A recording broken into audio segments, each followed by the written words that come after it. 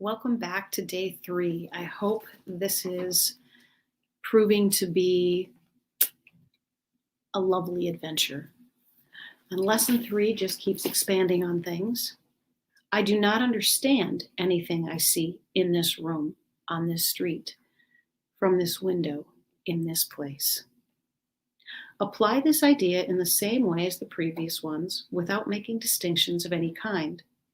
Whatever you see becomes a proper subject for applying the idea. Be sure that you do not question the suitability of anything for application of the idea. These exercises are not exercises in judgment. Anything is suitable if you see it. Some of the things you see may have emotionally charged meanings for you.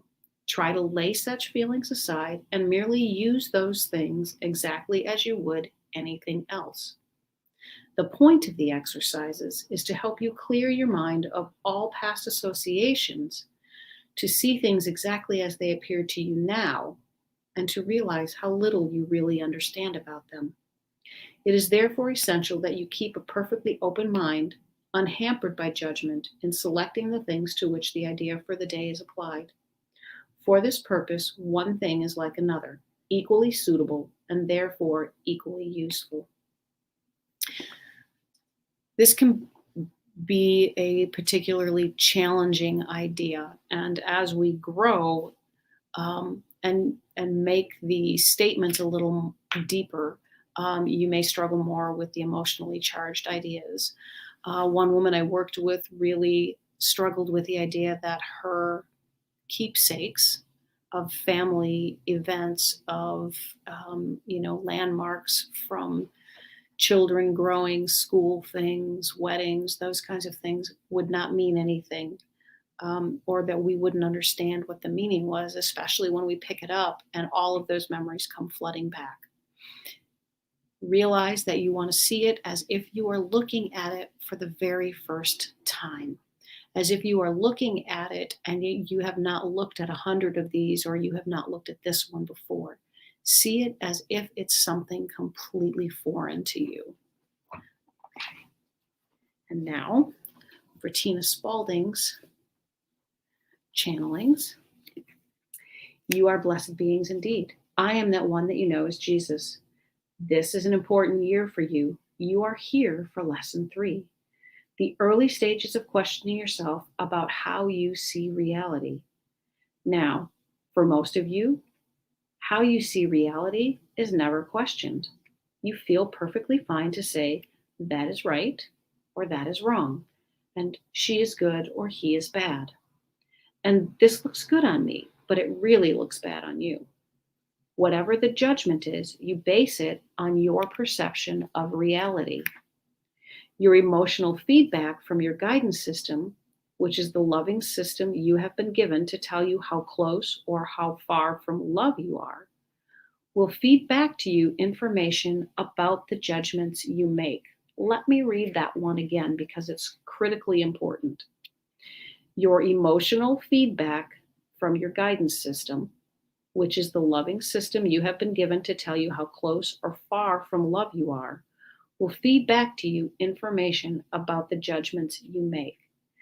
Your body and your emotions are going to be the thermometer, the barometer of how you are close or not close to loving, whether you are in love or you are in fear. And so rather than judging even your emotions as good or bad, use them as the ahas. Use them as the, I didn't know I was feeling fearful, but I'm feeling definitely uncomfortable. And so that's not love. When you look at others doing something and make a judgment, that is bad, they should not be doing that, you will feel feedback from your emotional guidance system. That feedback will be a bad feeling, and you will associate the bad feeling with the actions of those you have judged. What is actually happening is your feedback system, this beautiful guidance system that you have been given, is giving you feedback on your behavior. This is the great secret you are all missing in your teachings. The guidance system tells you about your behavior. Let me say that again. Your guidance system tells you about your behavior. Judge not, for you will suffer. Not because you are being punished by a vengeful God, as many of you believe, but because your guidance system is perfect. It will never stop telling you how close you are to love or how far away you are from love.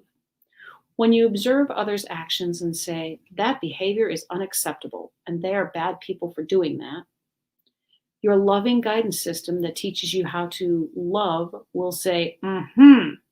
It will give you a negative emotional response because you have just stepped away from love. You have not viewed others with forgiving eyes. This is the principle we will work with here, that you don't know the meaning of things. When you see people do something, hear people say something, or watch information on your television screens, you do not understand it because you do not know the motivation. You do not know the evolutionary status of those people, and you do not know what they are here to learn. So you should not judge, not only because it's unloving, but also because you will suffer for stepping away from love in your judgment, isolation, or persecution of others. Your guidance system is perfect. It is impeccable. It constantly tells you how close you are to love. In your peace, happiness, and joy, it tells you, yes, you are on the way to love. In your frustration, shame, and fear, it says, no, you are off track, beloved. You need to look at how you perceive things. Perception makes your world. Let me repeat that one.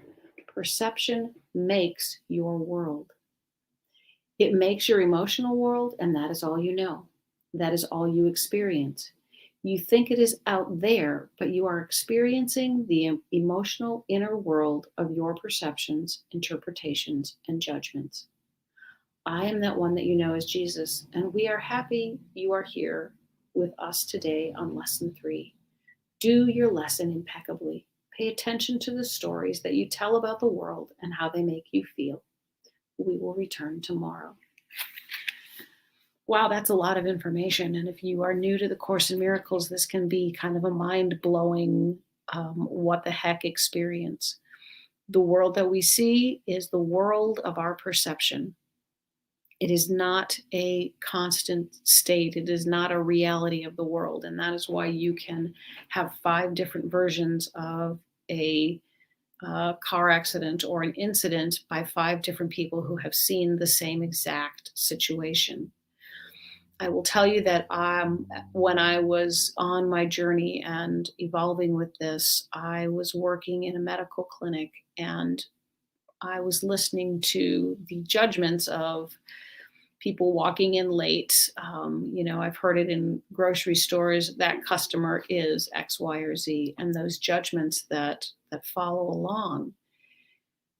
And I would often say, I've walked those kinds of shoes and I was really struggling at that time. If someone is late or if they appear demanding, I can also let the perception that sometimes when we are stressed, we sound like we are demanding just because we are coming from a place of fear. And so it's important to realize that our perceptions are guiding us. And if we are uncomfortable, we need to look at either how we resonate with that, how we are doing exactly the same thing, or if it's just some other fear-based thought. Lots of extra information on this lesson, but these are things that will be introduced over time. All right, have a great day, and I will see you on the next lesson. Bye-bye.